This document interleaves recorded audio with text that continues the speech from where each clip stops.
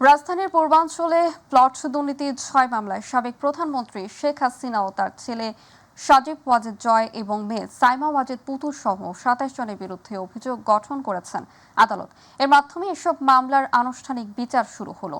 ঢাকার বিশেষ জজ আদালত ৫-এর বিচারক মোহাম্মদ আবদুল্লাহ আল মামুন তাদের বিরুদ্ধে অভিযোগ গঠন করেন। আসামিরা পলাতক থাকায় তাদের বিরুদ্ধে গ্রেফতারি পরোয়ানা জারি করা হয়। গত ১২, ১৩ ও ১৪ জানুয়ারি নিজের এবং স্বজনদের নামে প্লট বরাদ্দের অনিয়ম ও দুর্নীতির অভিযোগে শেখ হাসিনা সহ ২৮ জনের বিরুদ্ধে ৬টি মামলা করে দুদক। এরপর ২৫শে মার্চ তাদের বিরুদ্ধে অভিযোগপত্র দাখিল করে সংস্থাটি। অভিযোগপত্রে শেখ হাসিনা সহ ২৮ জনকে পলাতক দেখানো হয়।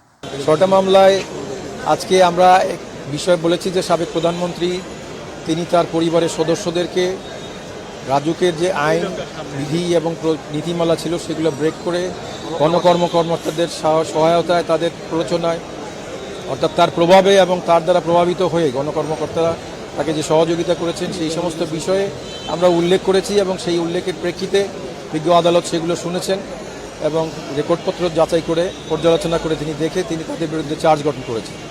টোটাল আসামির সংখ্যা হচ্ছে মোট ২৭ জন। এই ২৭ জনকে বিচারের কাঠগড়ায় দাঁড়ানো অর্থাৎ সাক্ষ্য গ্রহণের জন্য আগামী ১১ তারিখে ৫ নম্বর কোর্টে বিশেষ জজ আদালত ৫-এ এবং ১৩ তারিখে বিশেষ জজ আদালত ৪-এ, এই ৩টা মামলা এই ৪-এ এবং ৩টা মামলা ৫ নম্বর কোর্টে ২টা তারিখে বাদীদের সাক্ষ্য গ্রহণের জন্য ধার্য করা হবে।